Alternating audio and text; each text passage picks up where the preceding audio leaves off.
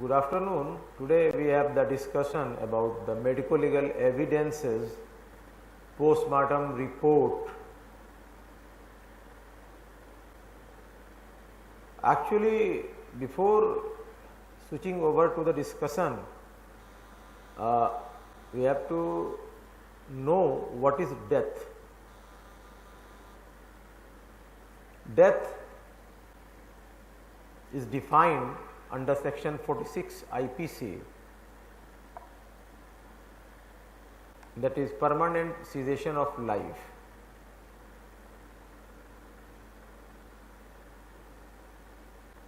In terms of medical system, we can say death is permanent cessation of brain function, heart function, lungs function, because these three organs of human body are called vital organs.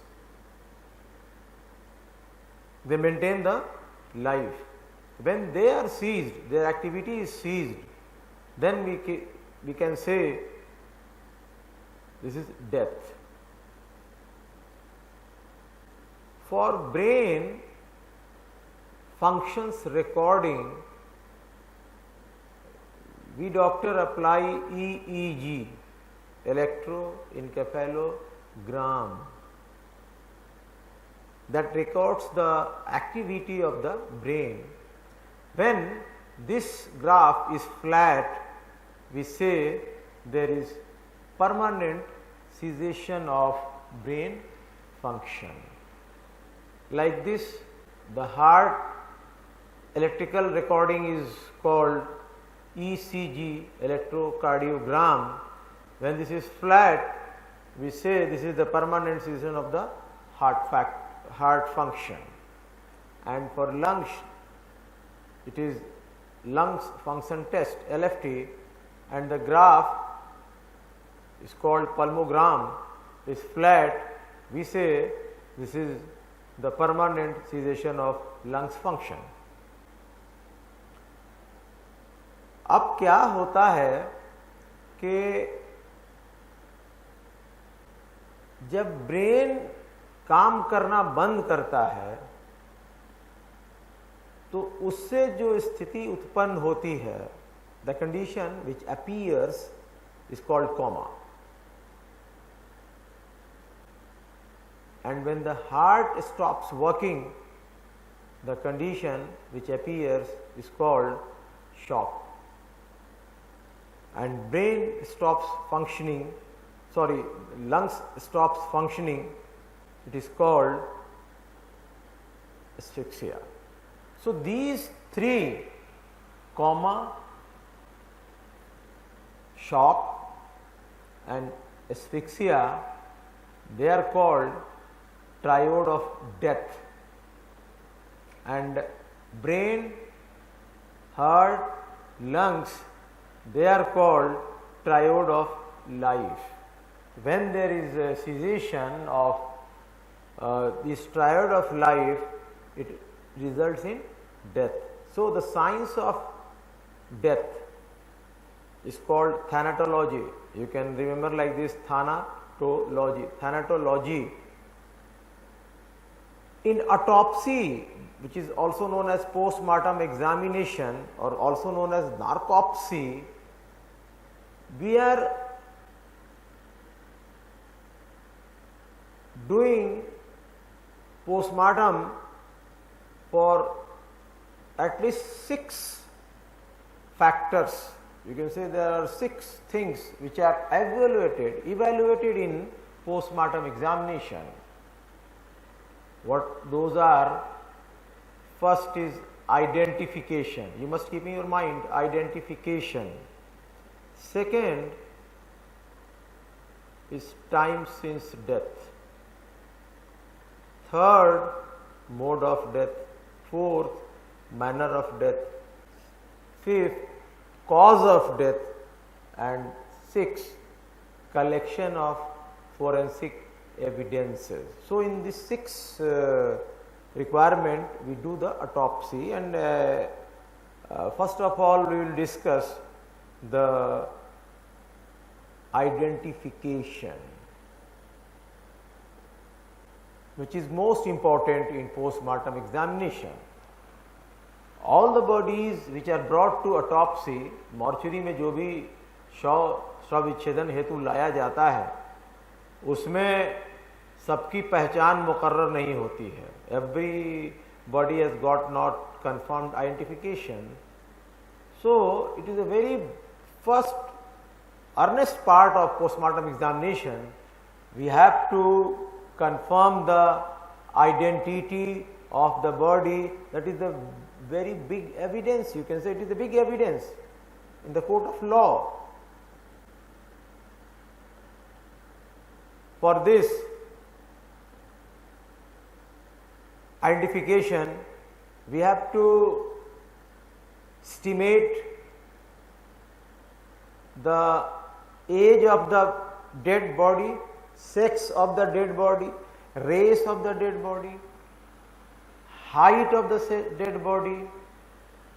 What happens, आप ये समझिए कि एक dead body जो हमारे यहाँ postmortem examination के लिए लाई जाती है उसमें एक इंट्रायूट्राइन फीटस भी आ सकता है, एम्ब्रियो भी आ सकता है, एक बच्चा भी आ सकता है, एक यूथ भी आ सकता है, एक बूढ़ा भी आ सकता है. तो जो chronological age classification of human cycle है उसको हम लोग एक बार डिस्कस कर लें तो सारी चीज़ें एज के बारे में क्लियर हो जाएंगे. वो ये है कि जब मेल का स्पर्म और फीमेल का ओवम फर्टिलाइज करता है तो वो बनाता है जाइगोट. जाइगोट की आयु मात्र 14 दिन होती है और जैसे ही वो 15 दिन का हो जाता है उसको एम्ब्रियो बोलते हैं. 2 महीने तक इंट्रायूट्राइन लाइफ में उसको एम्ब्रियो बोला जाता है. जैसे ही वो 2 महीना से आगे बढ़ता है उसका नाम पड़ जाता है फीटस और वो पैदा होने तक उसको हम लोग फीटस ही बोलते हैं. जब वो फीटस बच्चा माँ की कोख से बाहर आ जाता है तो उसका नाम बदल जाता है, उसको बोलते हैं इन्फेंट. वो 1 साल तक रहता है और 1 साल से लेकर के 5 साल तक उसको बेबी बोलते हैं. 5 साल से लेकर के 12 साल तक उसको एडोलसेंट, उसको चाइल्ड बोलते हैं और 12 साल से लेकर 18 साल तक उसको एडोलसेंट बोलते हैं और 18 के बाद 40 साल तक उसको यूथ बोलते हैं और यंग बोलते हैं और 40 साल से लेकर 60 साल तक सेमी ओल्ड और 60 के बाद ओल्ड बोलते हैं. तो हमारे पास जब डेड बॉडी आती है, पोस्टमार्टम एग्जामिनेशन होता है तो उसके हाइट से, उसके बोन की लंबाई से, उसके सर के सरकमफ्रेंस से हम लोग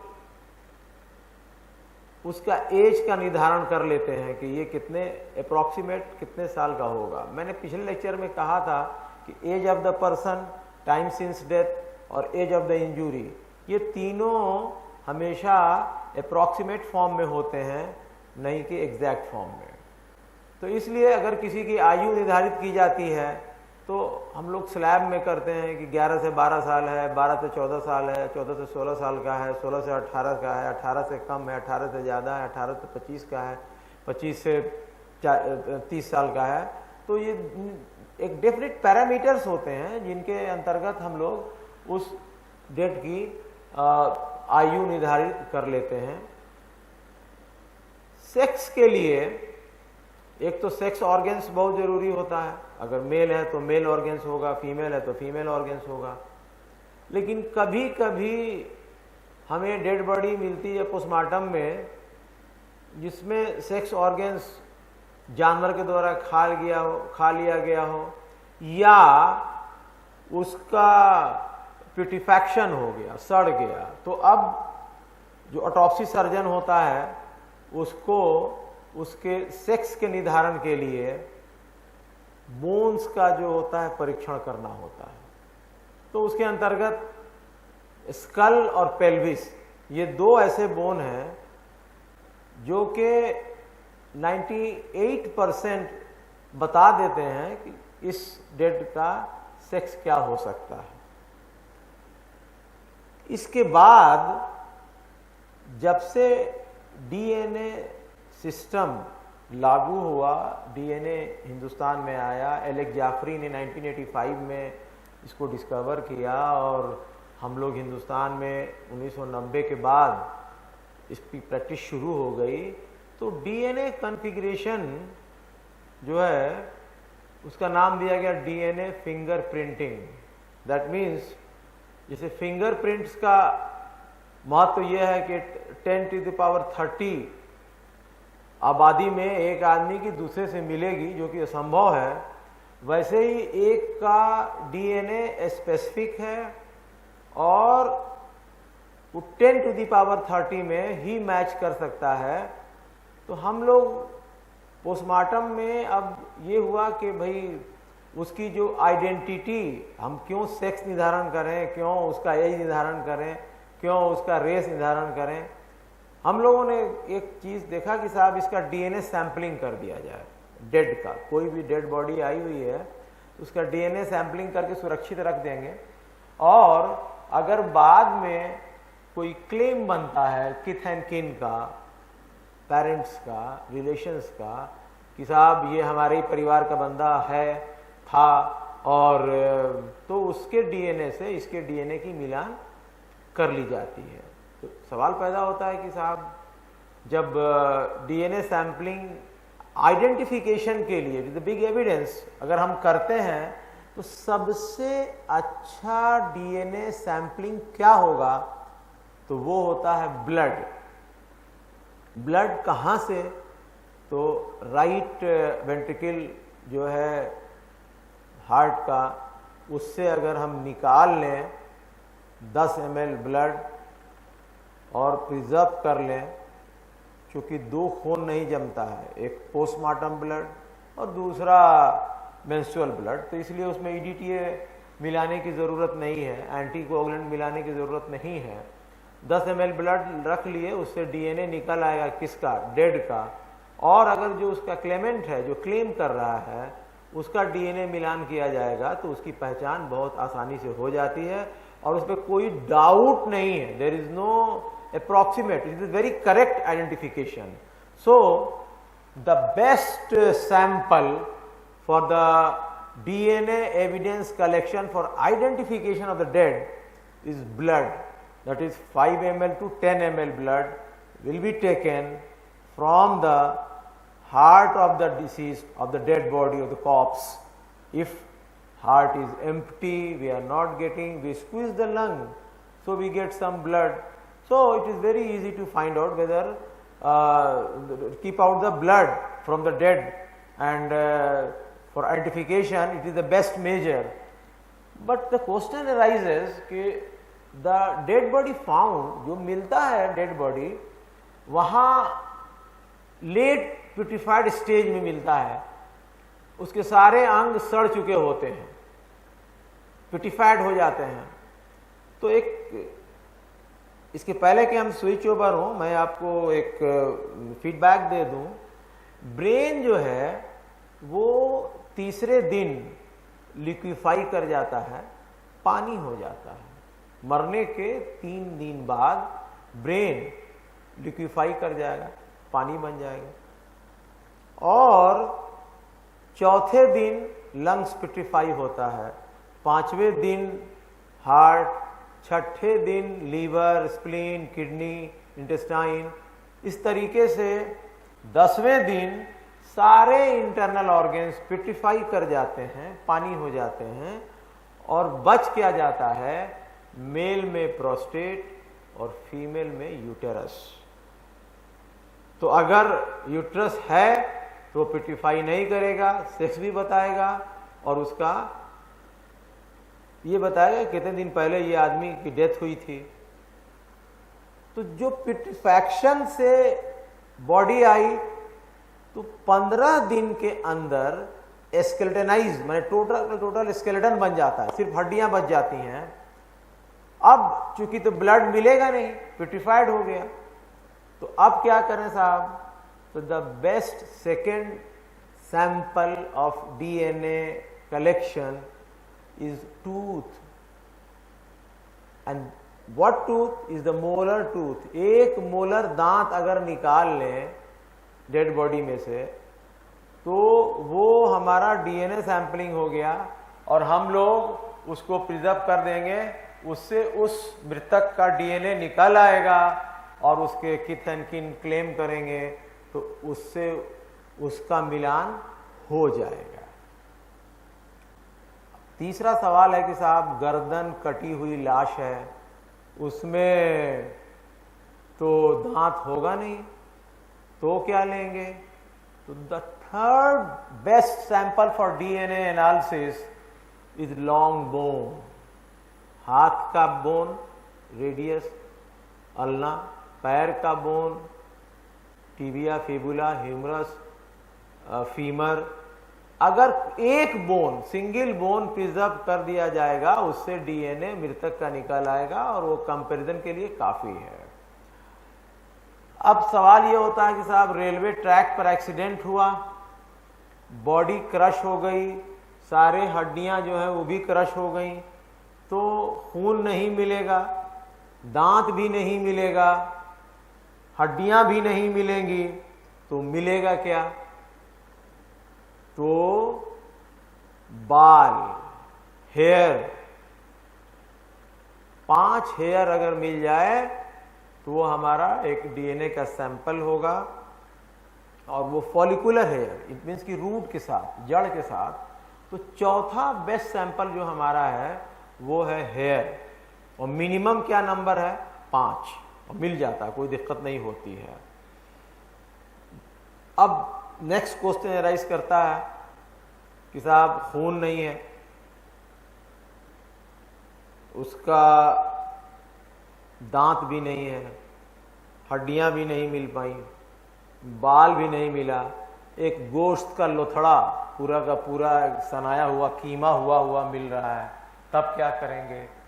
तब जिसका लास्ट उपाय है कि 5 से 15 ग्राम जो टिश्यू मिल रहा है उसको ले करके नॉर्मल सलाइन में प्रिजर्व कर देंगे और उससे डीएनए निकल आएगा।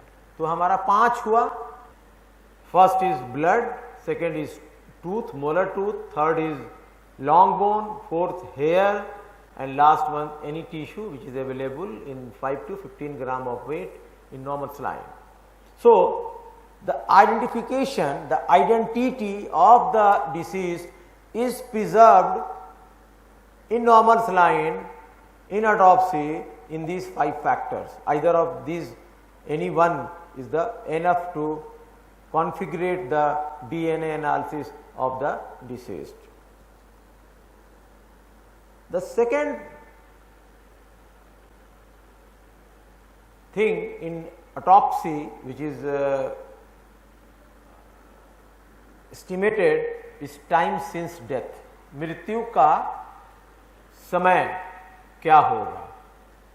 तो मैंने पहले ही कहा कि मृत्यु का समय, time since death, age of the person and age of the injury, they are never estimated in exact form, they are always estimated in approximate form. तो जब हम पोस्टमार्टम करते हैं और मृत्यु का समय एस्टिमेट करते हैं तो वो ये होता है कि within 24 hours, more than 24 hours, within 48 hours, more than 48 hours, within 1 day, within 2 day, within 3 days, more than 3 days. These things are written in your postmortem examination. This will come to you in the court of law. तो उससे जो inference निकलता है कि इसकी संभावित मृत्यु का समय क्या है, उसको 3 पार्ट में हम लोग बांट सकते हैं। First is the putrefaction and postmortem changes, that is called putrefaction, postmortem changes.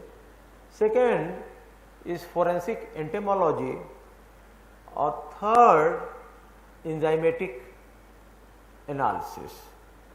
That is not done in India in any mortuary, but it is in the syllabus, or you can say it is practices in abroad. The first putrefaction, when the death occurs, just after death, putrefaction starts. Just after death, putrefaction starts. That is opacity in the cornea, and the temperature of the body is falling down.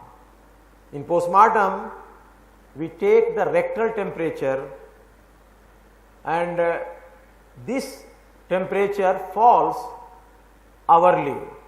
Up to 15 hours, this gradually goes down, and for that the doctor record the rectal temperature,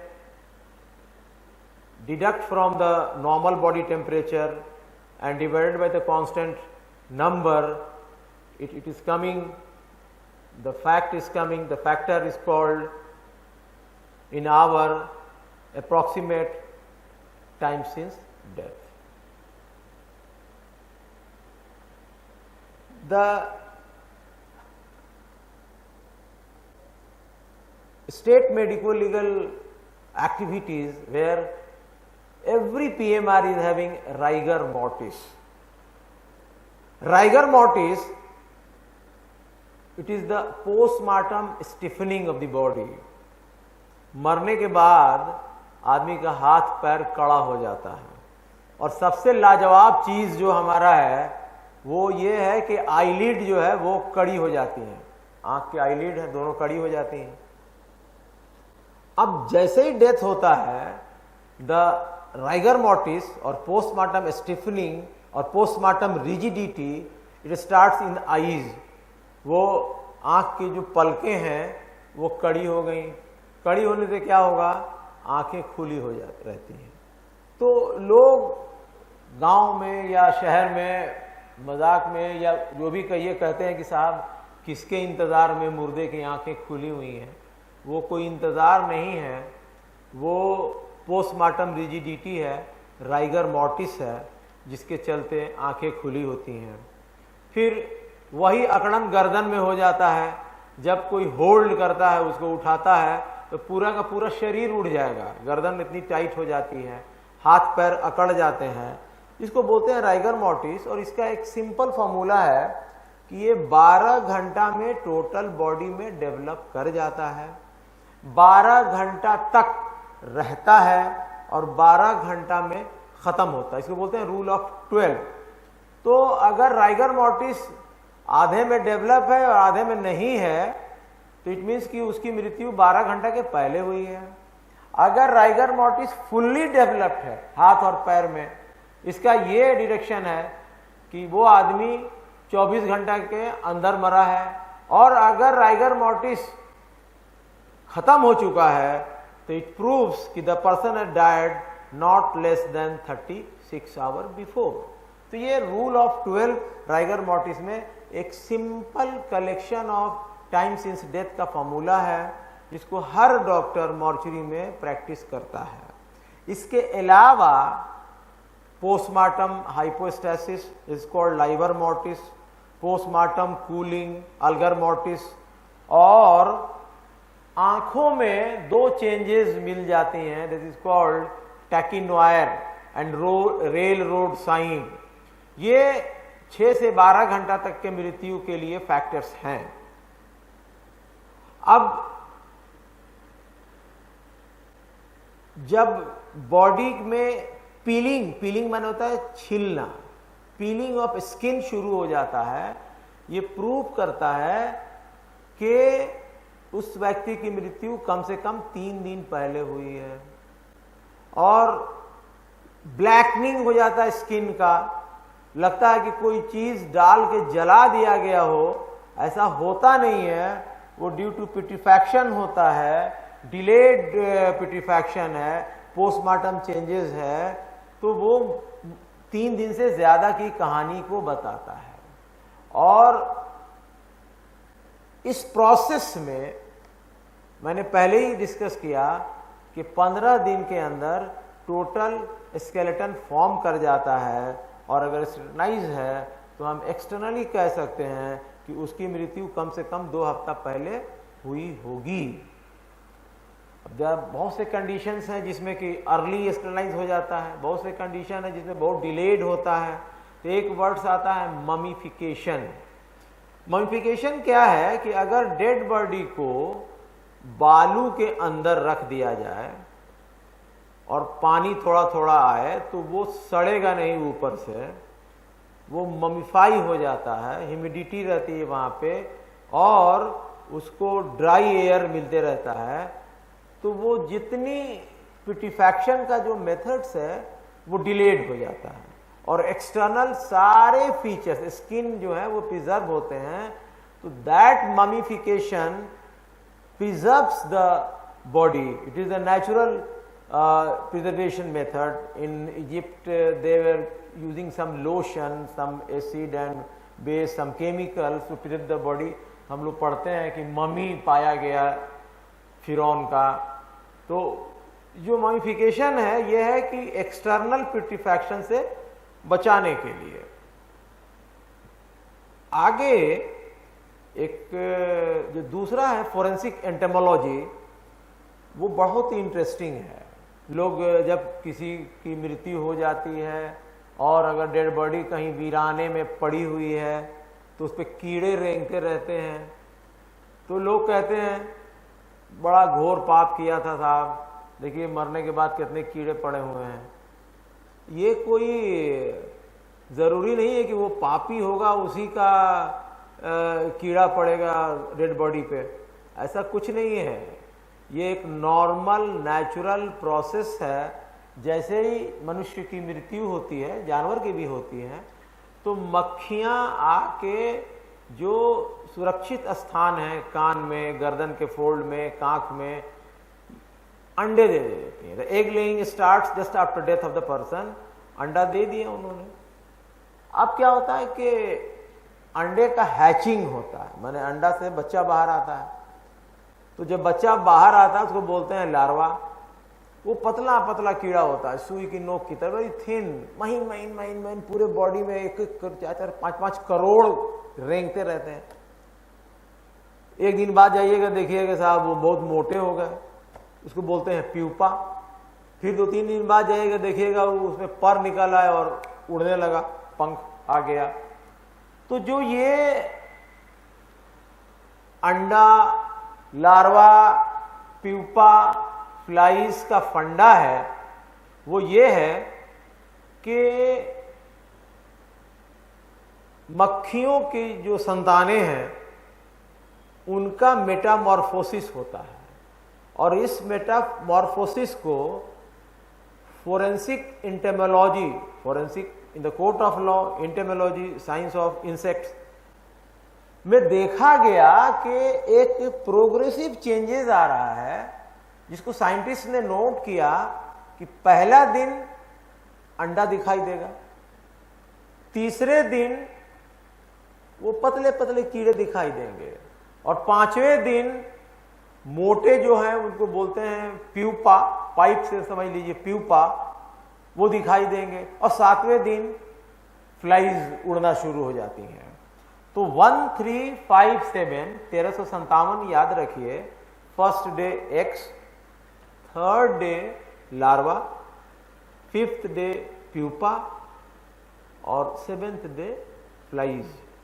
ये time since death का एक बहुत बढ़िया factor है।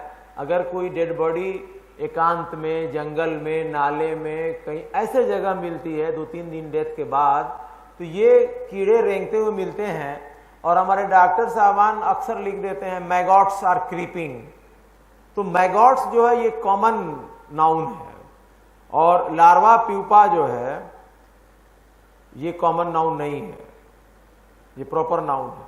तो उनको लिखना चाहिए लार्वा, दैट मीन्स 3 दिन की बॉडी है, प्यूपा दैट मीन्स 5 डेज की बॉडी है, और फ्लाइज दैट मीन्स कि 7 दिन की बॉडी है। Maggots is the common noun, यानी मैगॉट्स मीन्स लार्वा भी हुआ, प्यूपा भी हुआ, फ्लाइज भी हुआ। तो इससे आपको time since death by forensic entomology बहुत इजीली मिल जाती है। तीसरा मेथड है that is called enzymatic methods और chemical analysis method to estimate the time since death. ये बड़ा एविडेंस है time since death. Court of law में ये प्रूव करना होता है कि इसकी मृत्यु कितने घंटे, कितने दिन, कितने साल, कितने दिन पहले, महीने हुई थी। तो हमारा जो आंख है इसमें जो आंसू निकलता है that is full of sodium chloride, और टीयर्स में जब मृत्यु हो जाती है तो पर आवर सोडियम क्लोराइड का कॉन्सेंट्रेशन बढ़ते जाता है, और ये 33 घंटा तक 33 आवर्स बढ़ता रहता है।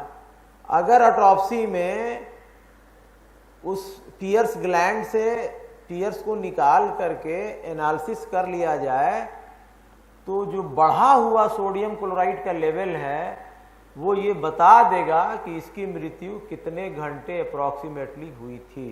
हालांकि ये प्रैक्टिस नहीं होता, but for your kind knowledge and information I am just describing. उसके अलावा बहुत सारे एंजाइम्स हैं, उनका भी लेवल बढ़ता रहता है, और that is analysed in biochemistry for the time since death in better mortuaries. AIIMS में लोग करते होंगे, आई डू नॉट नो करते हैं कि नहीं करते हैं, बट करना चाहिए। सो time since death has the 3 factors. One is the postmortem changes, that is immediate sign, that is early sign, that is late signs. Immediate signs I discussed, the opacity of the eye and all those things, rigor mortis, livor mortis, algar mortis, ये तमाम चीजें आपको time since death का factors बताते रहती हैं। अब जो नेक्स्ट हेडिंग है वो है mode and manner of the death. Mode and manner of the death, वो डेड बॉडी में जो इंजुरीज पहुंचाई जाती हैं और जो कंडीशन ऑफ द बॉडी होता है और जो फैक्टर्स एक्सटर्नल हमको बॉडी पे मिलते हैं उससे इसका डिडक्शन होता है कि वो आदमी किस अवस्था में कैसे मरा, वो होमिसाइडल डेथ है, एक्सीडेंटल डेथ है कि सुसाइडल डेथ है। इसमें जो सबसे कॉमन चीज आ जाता है वो है हैंगिंग का। जो मोड एंड मैनर है हैंगिंग। हैंगिंग क्या है कि मैंने डिस्कस किया पहले कि वाइटल ऑर्गन्स में अगर ब्रेन का कुछ होगा तो कोमा, हार्ट का होगा तो शॉक, लंग्स का होगा तो एस्फिक्सिया। तो हैंगिंग में क्या होता है, दम घुटना। अब दम कैसे घुटा, टंग करके, लिगेचर मार्क है और लिगेचर है, आदमी टंग गया, टंगे बाद क्या हुआ कि उसकी सांस अवरुद्ध हुई और उसकी मृत्यु होती है। तो जो एस्फिक्सियल डेथ है उसको जो पहला हेडिंग है उसका वो है मैकेनिकल एस्फिक्सिया, यांत्रिकी श्वसन अवरुद्ध।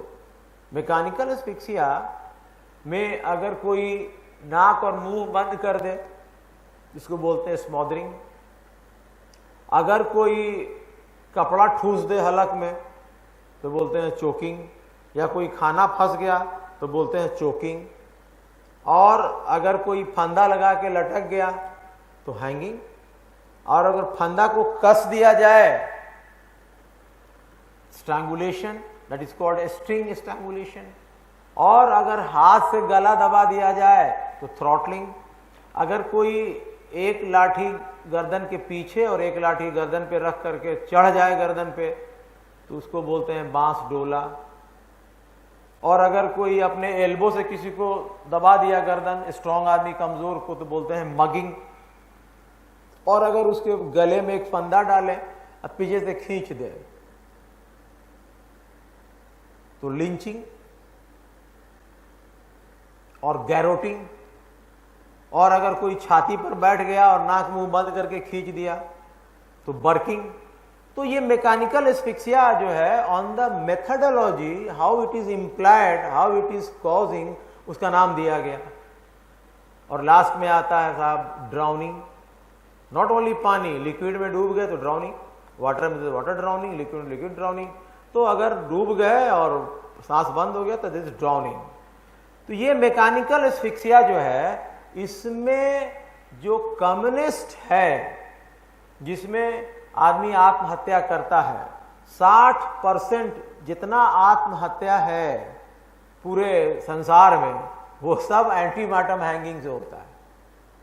क्यों होता है? इसको बोलते हैं स्वीट डेथ। स्वीट डेथ क्यों बोलते हैं?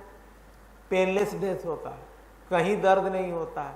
आपको किसी को लटकना हो तो गमछा, दुपट्टा, रस्सी, साड़ी, चादर, तार सब अवेलेबल है, गले में लपेटे और लटक गए, 5 मिनट में मामला साफ। कहीं कोई दर्द, कोई चिल्लाते वक्त कोई लटक के चिल्लाता नहीं है कि हम मर रहे हैं, कहीं उसे दर्द ही नहीं होता। It is painless death.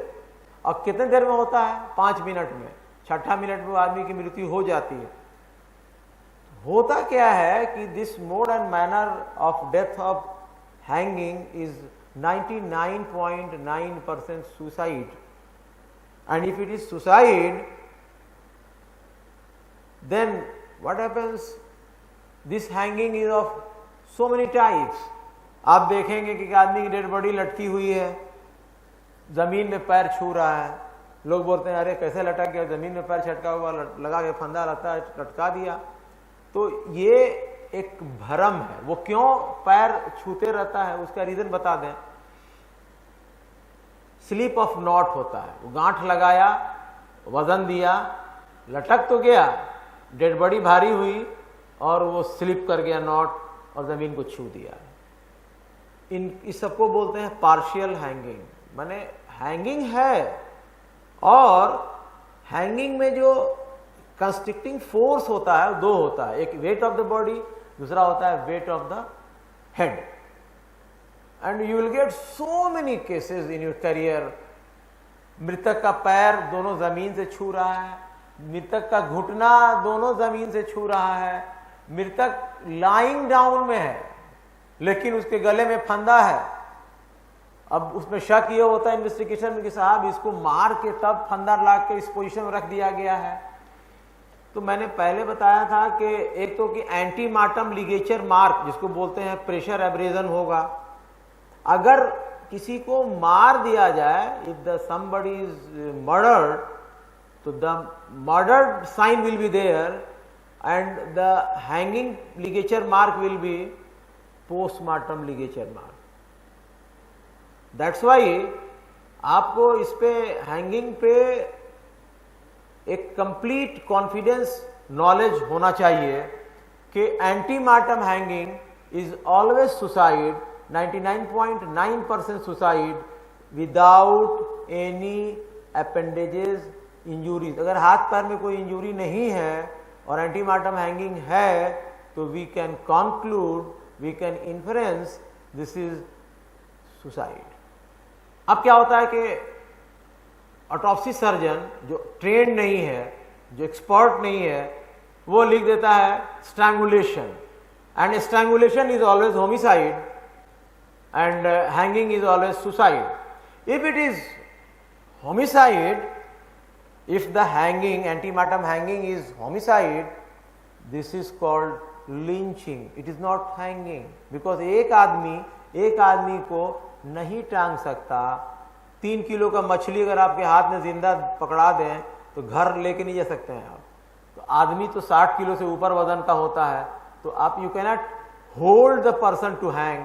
That's why it is told in forensic medicine, it is not possible to hang the person by one person. So if the more than 2 persons involved to hang the person, there will be some defense wound on the forearm or arm or other places on the palm, and without any injuries on the appendages, forearm or arm or upper extremity, it confirms antenatal hanging is suicide. Thank you very much.